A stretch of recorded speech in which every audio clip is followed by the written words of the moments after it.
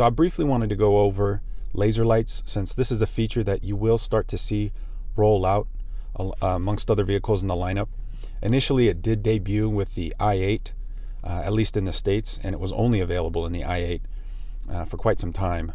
The car that I'm currently sitting in is a 2019 X5, and you will start to see this feature roll out, like I said, in other vehicles, like the 3 Series even. So I wanted to touch on this because these are some questions I've seen about laser lights with i8 owners in the past. Now, obviously I'm in the driver's seat. The turn signal stock, the left side of the column over here, you have a couple of buttons on the end of the stock. There's this BC, and then there's this other high beams, automatic high beams button here. So you have to have automatic high beams on in order for the laser lights to work.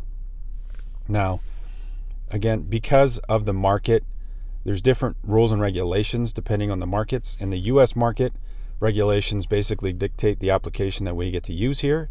So it's integrated into the automatic high beam function. You can't just manually turn on laser lights.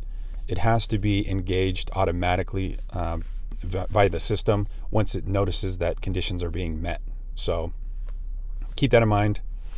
Also, something else about the laser lights is that it is sensitive as far as the criteria that needs to be met to speed. So you have to be going roughly, the owner's manual states 37 miles per hour. So around that speed, if you're going anything slower than that, even if you had auto high beams on, it's not going to engage the laser lights. So keep that in mind.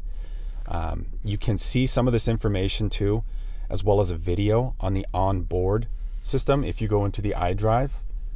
And if you go in iDrive, into car, and then owner's manual, then you can see in the keyword search, just plug in the laser, start spelling out laser, goes through the contents. You can pull up information on it, and you can even check out video on how the feature is supposed to operate.